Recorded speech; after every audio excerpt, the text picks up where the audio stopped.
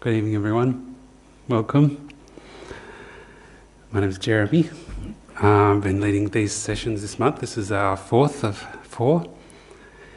I think some of you have been to the previous ones. Hopefully you've been finding them helpful. So these sessions, we just present some Buddhist ideas and practices, and I talk a bit, and we do some meditation and have time for question and answer. So feel free to ask questions as I go through. Our topic this month is, I think, slightly challenging. You can tell me whether you agree with that or not. So what we've been looking at this month is this idea that we have deceptive appearances appearing to our mind. This is a central theme, I think, in Buddhist thought and practice. This idea that we have these deceptive appearances, things appearing to our mind in a deceptive way, which means that they're appearing to our mind in a way that is different to how they actually exist. And in particular, the deceptive appearances which are causing us problems, the ones that give rise to the so-called afflictive states of mind. So examples of afflictive states of mind, as you probably know, things like anxiety and depression and anger and craving and jealousy and attachment and pride, and things that are disturbing our minds, making them unhappy and upset, and also the ones that are causing us to harm ourselves and harm others. So they're the ones we're trying to at least reduce or pacify, make our minds peaceful, so that we can become more kind and helpful to ourselves and also to the people around us, most importantly. So I think it's a slightly challenging topic because, well, for one, we I think find it challenging when we are told or we discover that the way that we're thinking is mistaken. Can be a bit maybe humiliating or challenging. But I think also very liberating also when we discover that some of the ways that we've been thinking are mistaken and they're causing us problems. And so as the Dalai Lama often says, the good thing about these disturbing states of mind, these afflictive states of mind, is that they're based on mistaken ideas. So in that way they're quite weak or vulnerable because they're built on these mistaken ideas. And so by understanding how the ideas are mistaken, we can immediately undermine them and reduce them, pacify them, and eventually get rid of them. So that's what we're trying to achieve. So in that way, I think this topic is really fascinating and also inspiring, and also a cause for optimism, because we can see that these so-called negative states of mind that bother us, they're not fixed, they're arising because of these mistaken appearances. And so we have the opportunity or the ability to deal with them, pacify them, and eventually reduce them and remove them. And so these mistaken appearances, I think we start with the more obvious ones, and then gradually through investigation we discover or unravel. So sort of like layers of an onion, removing layers of these mistaken conceptions, and starting with the more obvious ones and moving to the more subtle ones. And some of the more subtle ones are difficult because they're appearances that are so familiar to us that we don't even notice that they're there. And it's only through investigation that we discover that they're there, and it comes as quite a surprise, but also like a revelation or a useful understanding to see how these ideas that we've been carrying around with us and we're taking for granted are actually mistaken. So that's a really interesting process. And one of the reasons, or you could say the main reason for doing meditation, like we're about to do concentration meditation, is to make our minds more sharply concentrated so we can investigate these mistaken ideas which are causing us problems, become increasingly aware of them through introspection, and then focus on them and understand how they are mistaken through analytical meditation. So the two types of meditation we mostly use are concentration and analysis. So you analyze, for example, your mind, and then you can focus on a particular aspect of your mind and to identify whether that's mistaken, or examine the way things are appearing to your mind and see how they're mistaken.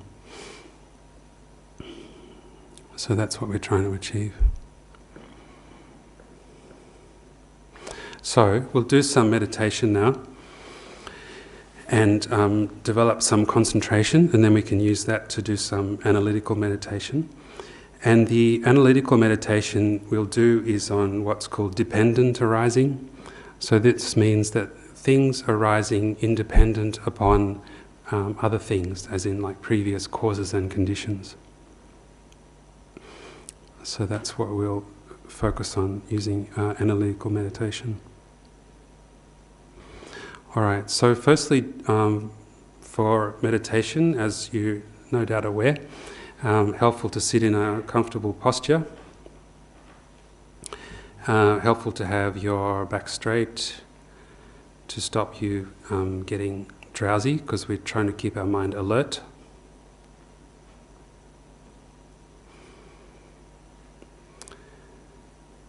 And then also helpful to have your eyes mostly closed to stop distraction.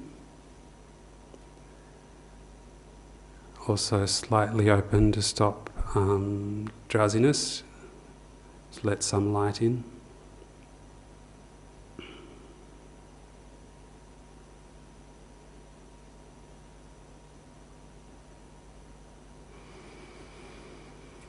And then bring your attention just to your body. Check how your body's feeling. And just relax your body, let go of any tension you're holding.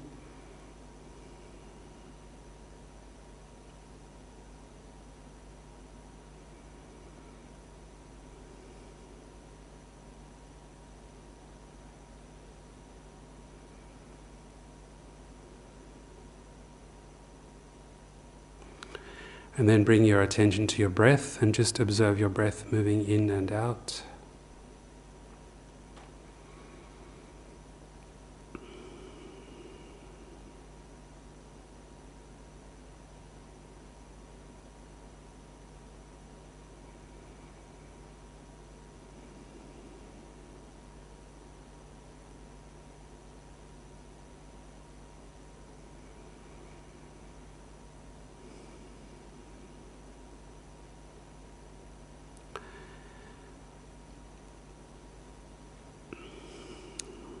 So it's good to make a decision to stop thinking about all the things that you've been occupied with during the day, all the things going on in your life. Just give yourself a break from thinking about those things for the next 10 minutes or so.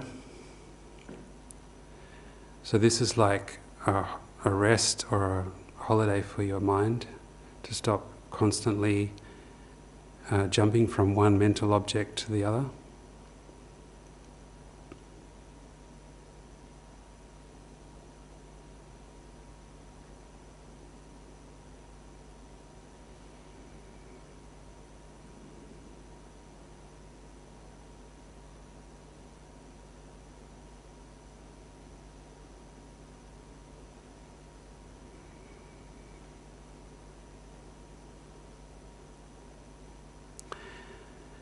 It can be helpful to focus particularly on the point just under the tip of your nose, on the sensation of the breath moving in and out past that point.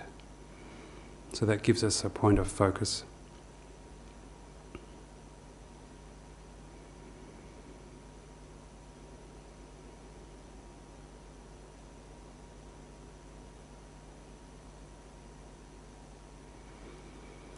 So we're using mindfulness here, which means remembering the object, the chosen object of concentration, which is the breath. So mindfulness is keeping that object in mind, remembering it. And then we're also using introspection to observe whether your mind has wandered off, which it tends to do, as we know. Just checking, and then when it does start to wander off, just bringing it back, returning it to the object of concentration.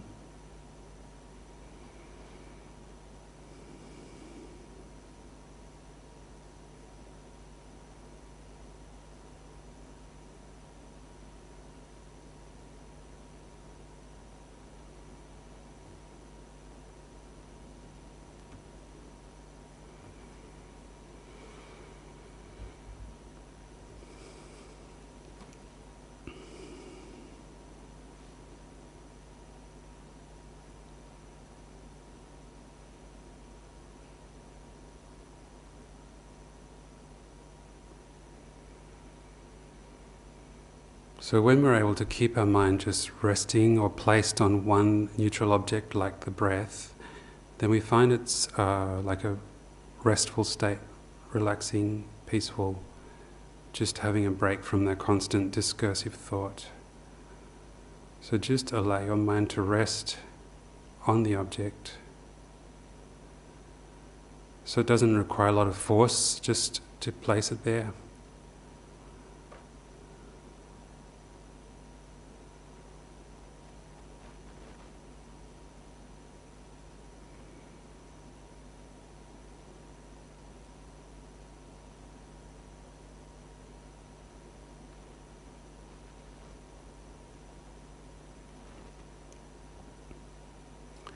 If you find it helpful, you can count the breaths. The breathing in and out would be one breath. And then just keep counting upwards, which helps you to keep track of whether you're concentrating or not.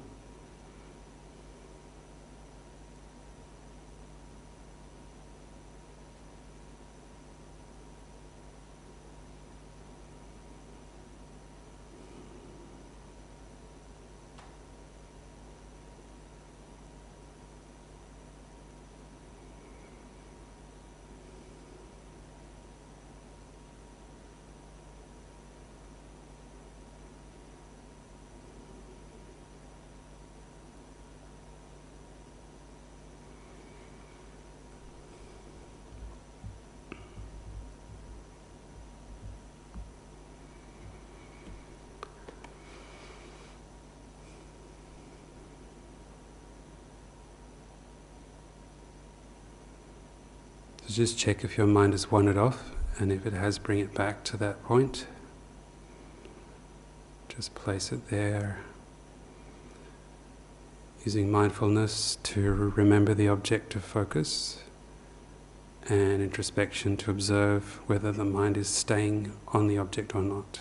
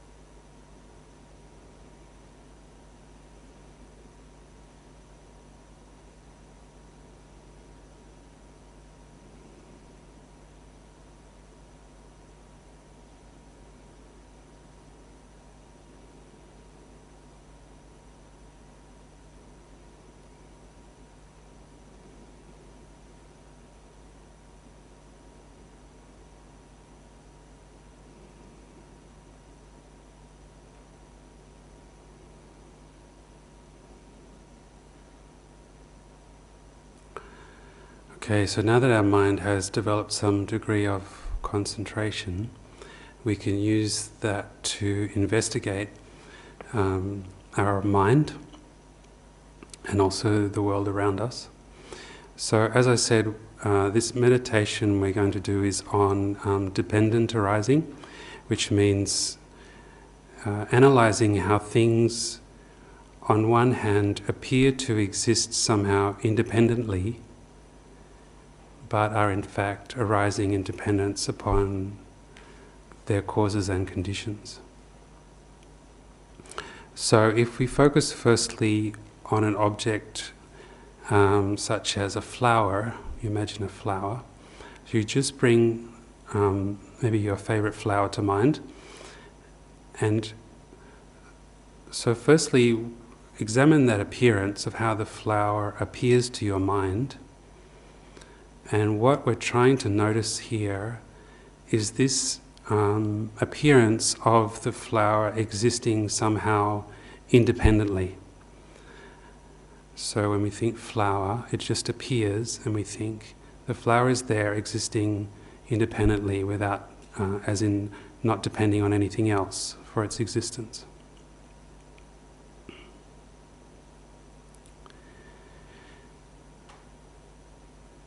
And so what we're trying to examine here is whether or not the flower exists in the way that it appears to exist, in this independent way. So when we examine an object like a flower, we can easily see that it's arising in dependence upon many previous causes and conditions. So in the case of a flower, prior to being a flower, it was a bud, and then the bud, depending on what kind of flower you're thinking of, so the bud came out of a stem, for example, and that stem might have grown out of a bulb, and the bulb grew from a seed, and the seed was produced by a previous flower. So by focusing on the causes of an object like a flower, we are challenging this appearance of the flower existing independently. So what we're trying to understand here is that the flower that appears to our mind is actually just the latest moment of a long series of causes and effects. So the seed giving rise to the bulb, and that giving rise to the stem, and that giving rise to the bud, and then to the flower. And then eventually the flower will die, and the stem will die, and then it'll return back to the ground and decompose. So it's just a long chain of cause and effect events. But when we think flower, we're just focusing on the latest moment of that chain of cause and effect. But it's appearing to be somehow independent of that chain.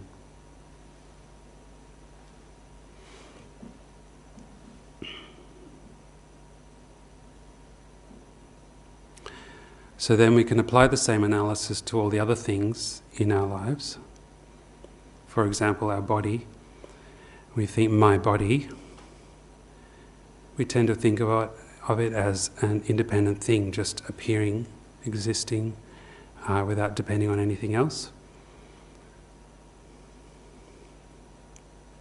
So I'm suggesting this is how it appears to you, but you don't have to agree. You can check up. Does it appear as existing independently, without depending on anything else? So obviously with the body, we can easily see through analysis that the body is arising in dependence upon many causes and effects. So throughout our life, we've had to look after the body and feed it, and the body arose from when we were a child, and when we were born, and when we were in our mother's womb, right back to the moment of conception. So it's a long chain of causes and effects which has led to our body as it is in this present moment. But when we think body, we tend to forget that it's just the latest moment in this long chain of causes and effects.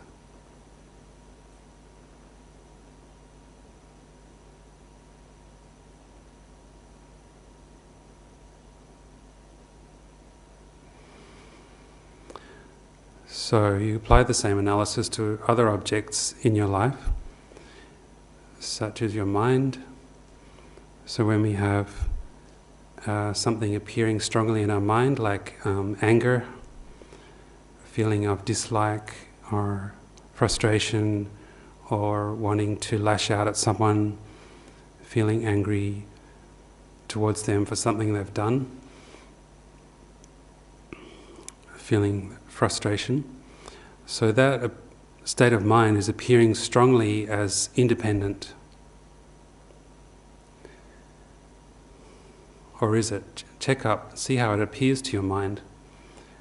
When you think of a strong emotion like anger, or strong attachment, or strong anxiety. So these emotions arising strongly in our mind, do they appear to be independent, or are they appearing as arising in dependence upon causes and conditions?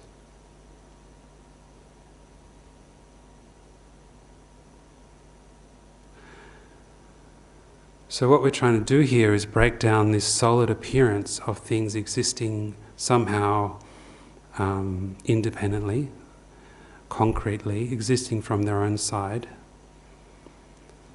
So we're trying to challenge that appearance.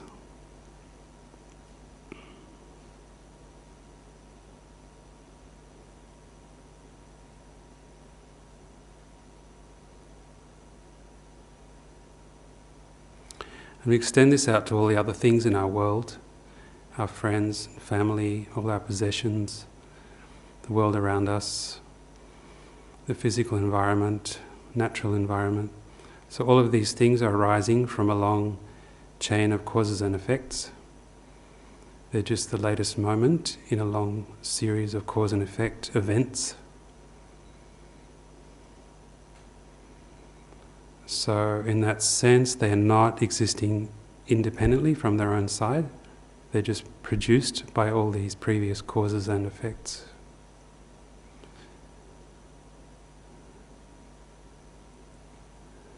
So this analysis, I think, challenges this concrete sense we have of the world, of things being this or that, good or bad, pleasant, unpleasant, friend, enemy, stranger, my possession or your possession.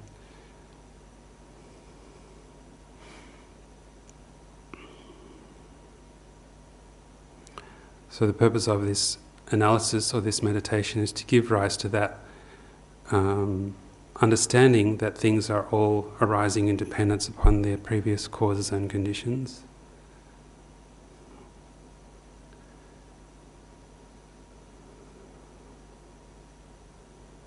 And what we call a thing, an object,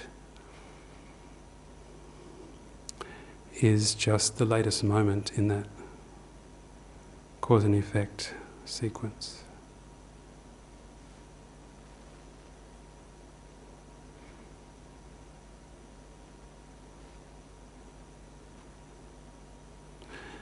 And you can apply this analysis particularly to things that are bothering you. So, for example, if it's a person in your life who's bothering you, think about that person and how they're appearing to you, and how that appearance is arising in dependence upon a long series of causes and effects, both from their side and also from your own side, from your own mind. So just spend a moment focusing on this feeling, or this sensation of everything being arising in dependence upon causes and conditions.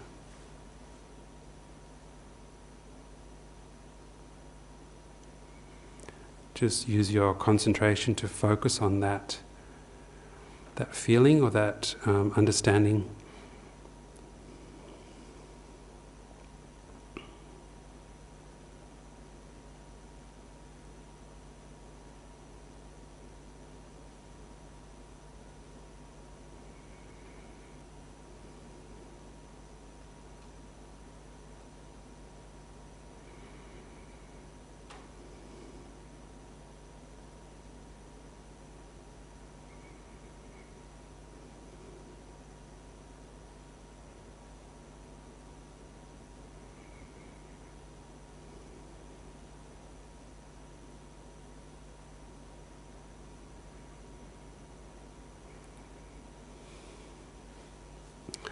Okay, thank you. When you're ready, just relax your concentration.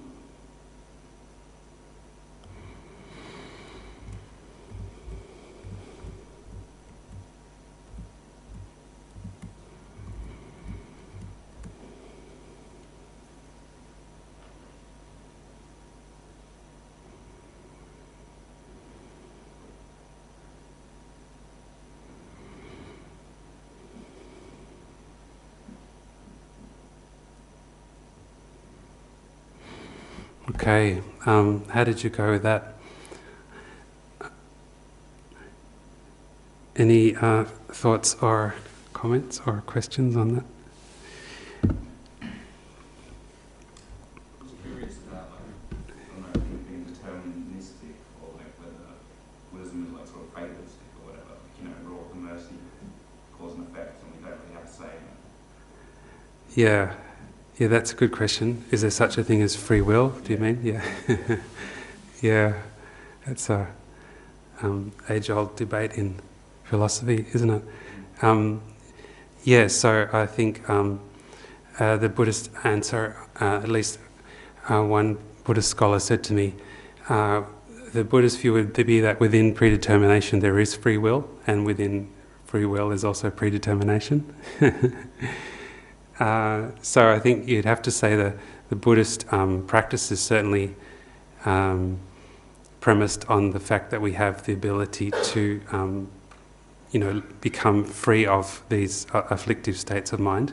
So therefore we have sort of agency and ability to take control of our future. So we're not predetermined in that sense. But then as you see from that meditation, everything is arising based on causes and effects. So I'm not sure if that answers the dilemma, but both seem to be true. So I'm wondering if you can see, because I think that the challenge with that kind of meditation is seeing how that is useful.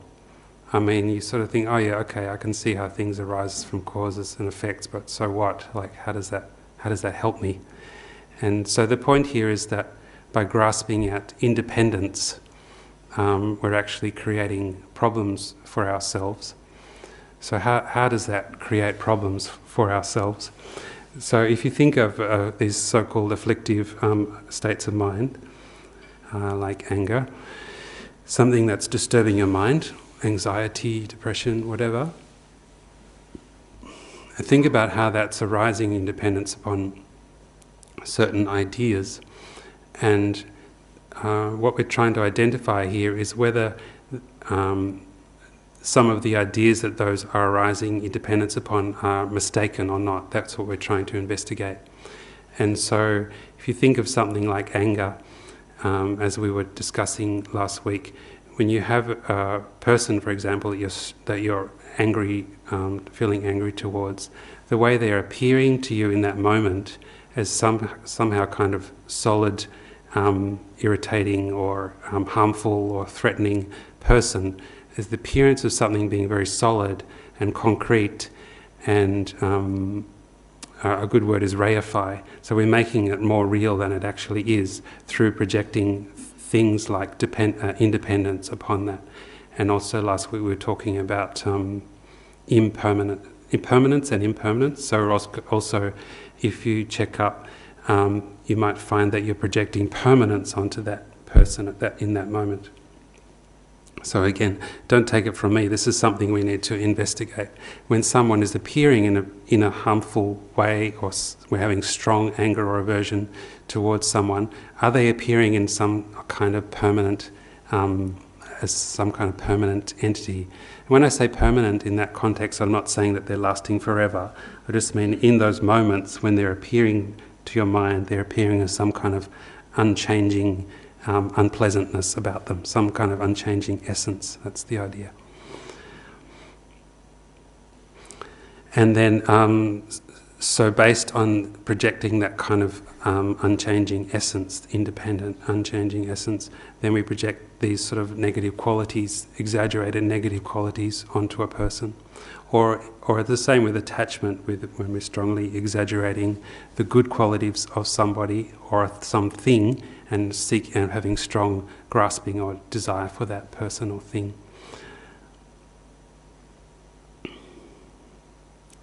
So I think that's the challenge, is to check up whether you agree that you do have those in your mind when you're having these disturbing states of mind.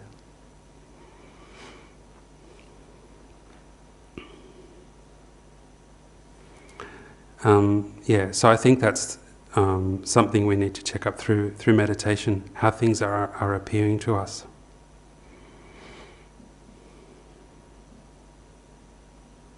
So this idea of dependent arising, it actually goes into a more subtle analysis. So that was things appearing to be independent of their causes. And then a more subtle analysis is things appearing to be independent of their parts. So when things are appearing as somehow independent, existing from their own side, then the idea is that we're also forgetting or not noticing that they're existing in dependence upon their parts. So for example, you think of your body. So when you think of my body, for example, particularly when our minds are a bit upset, like if you're, for example, feeling fearful or feeling, a good example is like feeling embarrassed maybe, or insulted, So if someone insults you, for example, insults your body, then you have this feeling of my body or I arising, and in that moment there's an appearance of the body being like a solid entity, like partless. So again, something to check up, whether you agree with that or not. Do things appear partless? I was thinking of this today. I was in a meeting at work, and it's a meeting that happens, like every time the meeting happens, I'm put in this embarrassing situation because there's things that come up on the action list that I haven't done because I can't do them. And so every time I have to explain that these things haven't been done yet and why they haven't been done. So I know it's coming, and I know I'm going to be put in this humiliating situation, and everyone's sort of rolling their eyes and saying, oh, those guys haven't done that thing yet. So it's sort of like in that moment where you're sort of being embarrassed or humiliated in front of a group of people, and they're all looking at you and thinking, that you're incompetent. And so then there's this sort of feeling of I arising in that moment. And if you examine that appearance of the I, it seems to be like a solid entity. So that's something, again, to check out whether you agree with that or not. I'm here, this is embarrassing, this is stressful, and feeling of I. So this is like, the I seems to be like a solid thing in that moment, and you're forgetting that it's this person that's here when you investigate, it's made up of body and mind, and the body has lots of parts and the mind has lots of different aspects and things. When you analyse, you can see that. But in that moment when your mind is upset, you get this strong feeling of, boom, I'm embarrassed. So this kind of analytical meditation is what we're trying to break down, those kind of strong appearances of grasping at independence, grasping at permanence, and grasping at this idea of partlessness.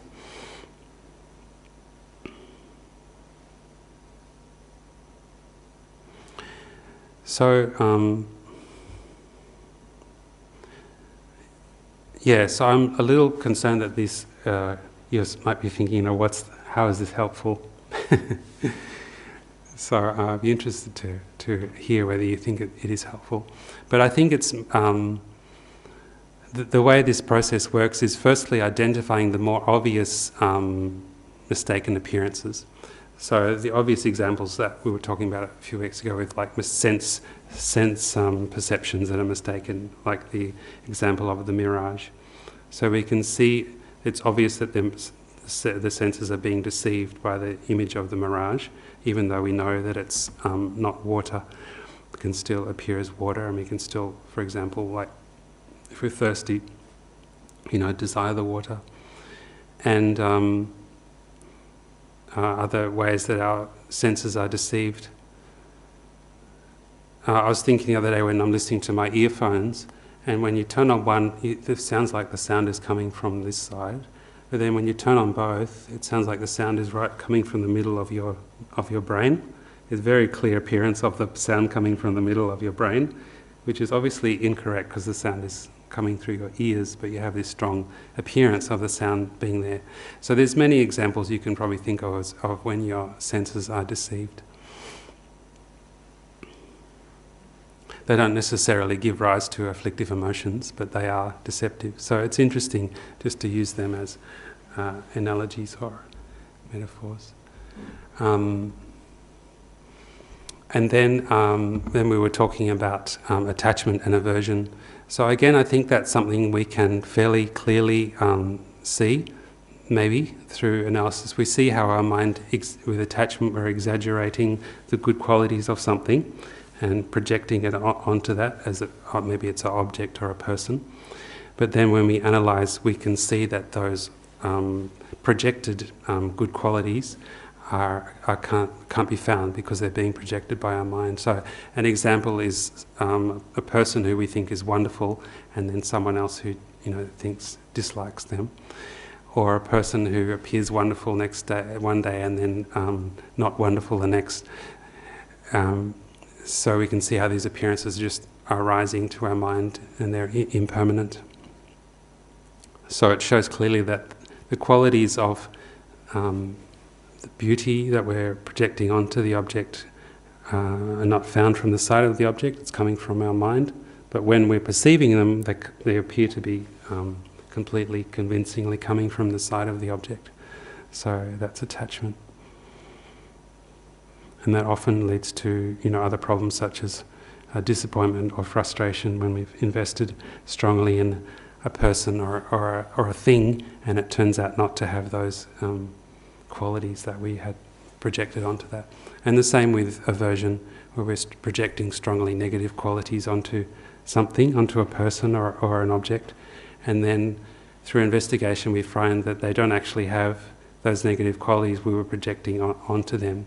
For example, a person who you dislike intensely when you first meet them, and then later on you discover that they're actually really nice, and you completely reassess them and say, sorry, I thought you were awful when I met you, but now I realise you're actually quite nice. So you realise that awfulness that you were projecting onto them in the beginning was actually just coming entirely from your own mind, but you were reading it back as though it was coming from them. So that's attachment and aversion. And we have a lot of that going on in our life and causing us various problems. So that's a good example, I think, that we can see fairly easily how that deceptive appearance is causing us problems. So with attachment we have the problem of wanting and not having, frustration, and the problem of losing. So when we're strongly attached to something and it's very upsetting when we lose it, or the problem of being disappointed or frustrated when those qualities we thought were there turn out not to be there, whether it's in a person or a thing or a job or a holiday or whatever.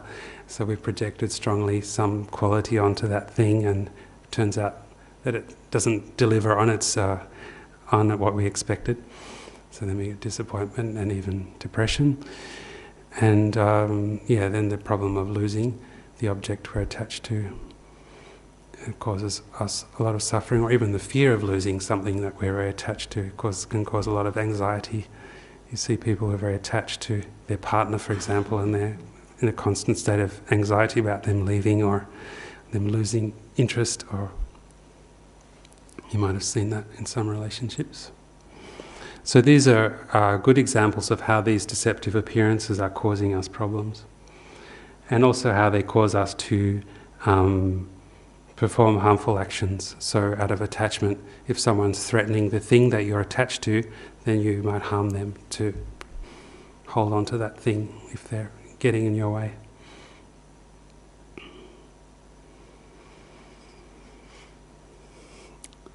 So I think you can see there clear examples of problems and afflictive states of mind that are arising due to mistaken appearances that our mind is creating.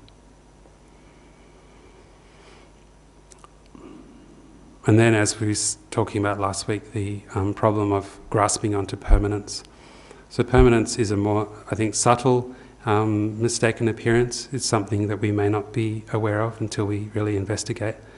But as I was saying, when we're grasping strongly onto, with attachment or aversion, for example, the annoying person, in that moment they're appearing as somehow solid, unchanging entity, and we're reacting to that appearance. But when we investigate, we find that actually they're changing from moment to moment. There's nothing static about them at all.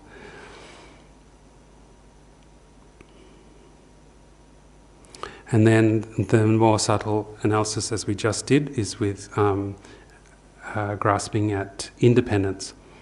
So independence is things appearing to exist sort of independently without depending on any causes and conditions. So they sort of appear from their own side. And also appearing as partless, not having parts. So if you think of a human body, for example, often we get attached to the human body, a beautiful human body, and when we, in that moment of attachment, and you're thinking of that beautiful body, then you analyze, does it appear to be something that's arising in dependence upon a whole lot of causes and conditions, or is it just there, existing independently in time and space? So it's something to check up. And do we think about all the parts that make up that body? So obviously the human body is made up of many parts. But we tend to forget about that when we're grasping strongly onto, for example, a beautiful body. So it's a process of observing how your mind perceives things. And, these are like just suggestions of things that you might want to check up on. Am I grasping at permanence? Am I grasping at independence? And then, as I said, when you observe that your mind is doing that, then it's kind of, inspiring or exciting in a way, because you can see that by challenging that appearance, you can free your mind from its effects. So if you have very strong attachment to a person, for example, and that strong attachment is, overtaking your life, some people's relationships are very self-destructive because they have such strong attachment to one person, completely overtake their life. But through this kind of analysis, they'd be able to break down that strong appearance and analyze the way that person's appearing to their mind and challenge that appearance. And then in that way, by seeing that they are impermanent, by seeing that the attachment is projected, the qualities are projected by your own mind, and seeing how they're not existing as this independent, sort of perfect person, for example, and break down that appearance, and then you can free your mind from that strong attachment. So you can see how that would be liberating. So you're free from that sort of cage that you're putting your mind in. So that's quite a lot. That's like the whole Buddhist philosophy in a nutshell, and it comes under the heading of dependent arising. And by meditating on dependent arising, then it gives rise to the appearance of what's called emptiness, which is this idea that things lacking their intrinsic nature that we project onto them. And that's said to be the most powerful, antidote to our afflictive states of mind.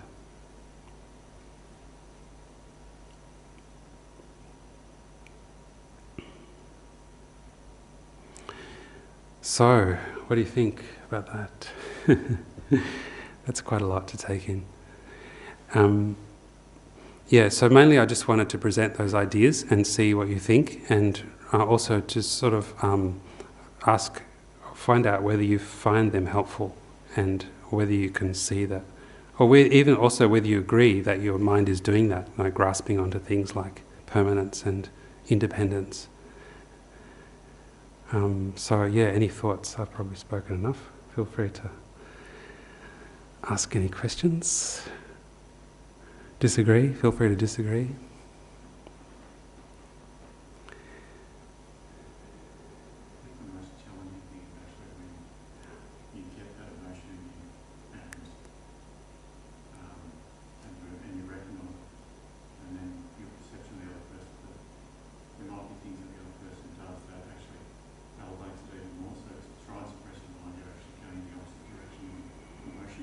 Yeah.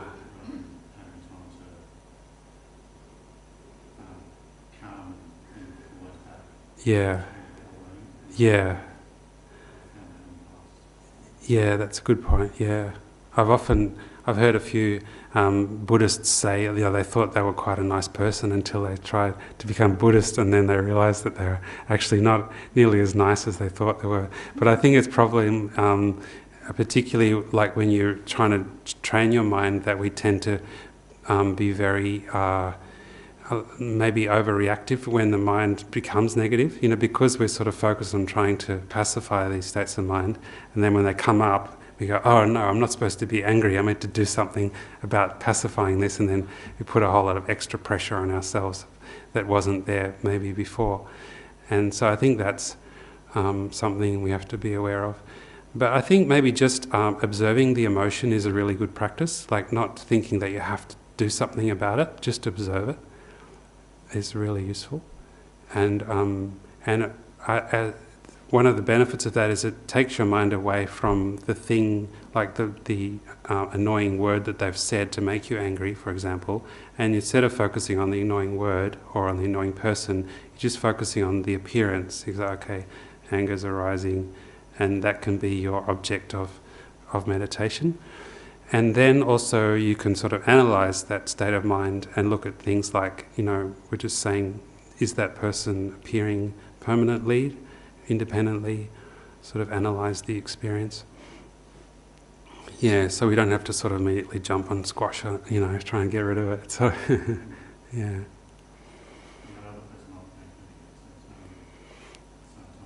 Yeah. Yeah.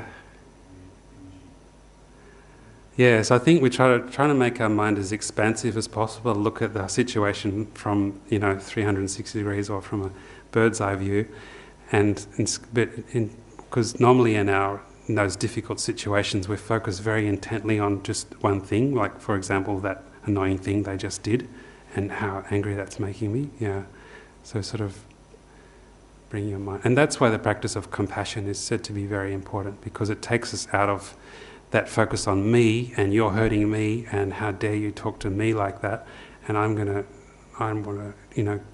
retaliate, and then sort of seeing it from their side as well, as you say, like what's their experience in that moment, and takes us out of our self-centered sort of view of it. Yeah. Yeah. But this all requires, I think, a bit of practice. I think that's the idea of meditation. So these things can come up more easily in those difficult moments. You can bring them to mind. I remember, because often we forget, later on. Remember, yeah.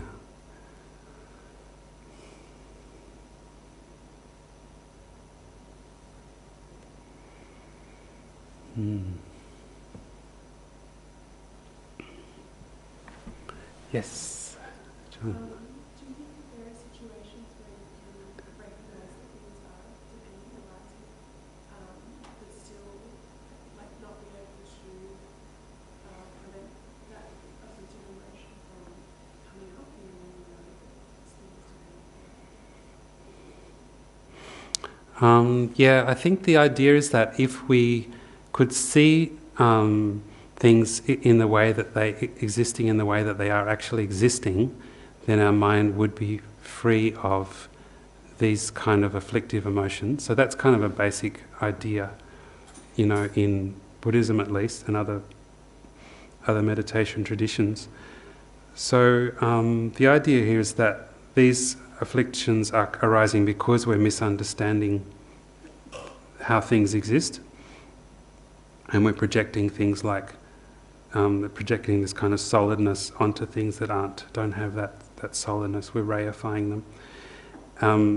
So I think the answer would be, if our understanding of dependent arising was strong enough, then we wouldn't have things like anger arising, because we would see that the thing that's making us angry is just arising because of a whole lot of causes and conditions. So in that sense, it's not actually like a solid thing that we're projecting onto it, a solid enemy or solid assailant, or that word that's stinging in our ears that they've said. So that's the idea, yeah. But it does take, a lot of familiarity with that. So intellectually we can see that things are arising, causes and conditions, but that may not be enough to subdue that afflictive emotion till it's really internalized, yeah. That's the idea. Mm.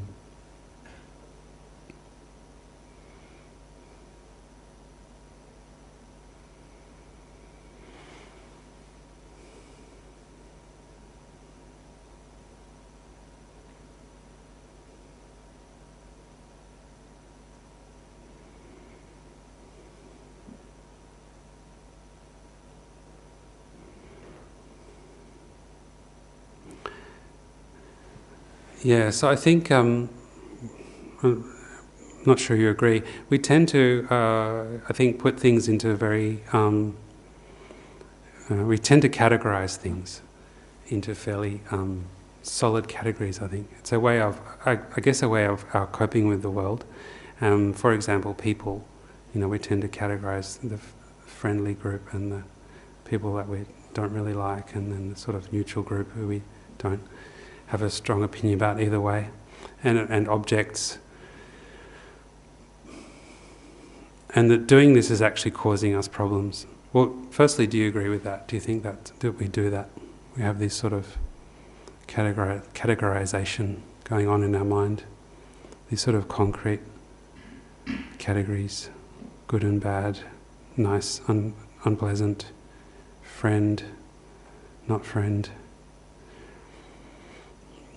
You think we do? Mm. We're all little bits of mold, most of us, and it's sort of like fluid and display all different sorts of size, sort of personality, and depends how built up these habits are, and how persistent they are, Yeah. how repeatable they are. Yeah. Sort of earn your reputation if you sort of, do the same sort of thing enough. And it's not to say a person can't change that, or you can change another person's stuff, Yeah. the way you approach it. Yeah. Yeah, it's not that solid. Yeah, no, I think you're right. We have that tendency, but we can also see that those categories are not really completely solid and they can change. Yeah. But then can you see how these kind of analysis breaks down those categories? Like how they sort of, you can see how they're created by your mind, projected onto things? Or do you think those categories are valid? Like friend and enemy, or? I think those are sort of built up, and not like solid, like they have change. Yeah. You think they're valid? Yeah, yeah. Right, yeah. Yeah. Yeah, so for example, someone who harms you, you'd say it's justified to call them an enemy, someone who's out to get you. Yeah. Yeah, so I think what this idea is saying is that you're projecting enemy onto that person because of, their behaviour towards you, okay? But there could be someone else in their life who they're not harming, who they're actually being kind to, and that person projecting nice or friend or even loved one. That could be their favourite person in their life. Yeah. So then it raises the question of who's right and who's wrong. And so the point here is that when we're projecting that eneminess onto that person, we're not noticing that we're doing it just because of how they're making us feel or how they're affecting us. So we're forgetting that they have other relationships or other qualities. But when we're doing that, we're not noticing that we're projecting that onto them. We're thinking that that's the correct understanding of how they are, and that enemy or unpleasantness is appearing back to us as though it's completely from their own side in a very convincing way. So as you say, it would be valid to label someone an enemy if they're harming you, but the point is we need to understand that they're only deserving that label because of how they're affecting me. So they don't deserve that label in regards to how they're affecting somebody else. But we forget that, we don't notice that, but they're appearing as 100% unpleasant from their side.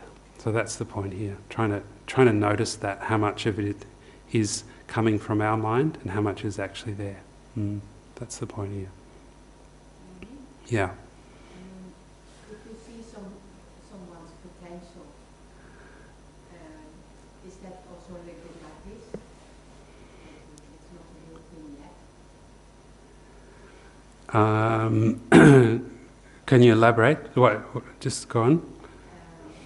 Sometimes I feel I meet somebody new and I get to know this person a bit and I think, that's a really good promoter. Right, yeah. And then she doesn't see that from herself. Right. Or she doesn't not see things it's not. Yeah. So I actually project them the quality on her what she really doesn't. Yeah, right, yeah. So that would be a more realistic understanding. I'm assuming she has that quality, even though she's not aware of it. Assuming she has that, then you would have a more realistic understanding of how she actually is. So your understanding is more sort of closer to the reality. Whereas if you were just focusing on the way that she makes you feel, for example, if she said something unpleasant to you and you were reacting to that, you're just focusing on that one thing about her and how it's made you feel. So yeah, as you say, that would be a more kind of universal view of how she actually is. Yeah. That's not a delusion. Well, if she has that quality, then it's not, is it? So it's a correct understanding of how she is. Yeah. And also, as you know, in Buddhist thought, there's this idea that we all have this potential to become enlightened. We've got this like infinite potential. So merely focusing on that when we encounter other sentient beings, focusing on their infinite potential, if you believe in that, then that changes your perspective of what they are. So in that regard, sentient beings are regarding as the sort of most precious or important thing in the universe, because all sentient beings have this potential to become sort of, like infinite potential. Yeah. So that would be regarded, at least from Buddhist point of view, as a correct understanding of how they exist, instead of just focusing on that one fault that's really annoying you in that moment. Yeah. So it's a more expansive view.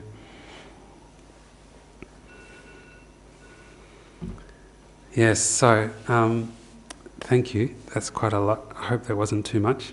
But anyway, I've introduced the idea of dependent arising, which is a big topic and a very interesting, fascinating topic, I would say, worth further investigation, and also of impermanence and how these deceptive appearances are causing these afflictive states of mind. So something to check up, investigate. You can start with the thing that's bothering you the most, if it's anxiety or whatever it is. You start with that and then sort of analyse what's giving rise to that.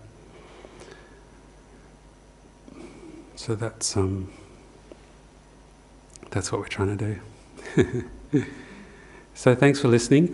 There will be another presenter next month. I don't know who that is. I sent a text earlier to find out so I I could big them up, but I don't know who they are. So there'll be someone new next month. A few announcements is that there's a one-day course here on the 30th of June, Sunday the 30th of June.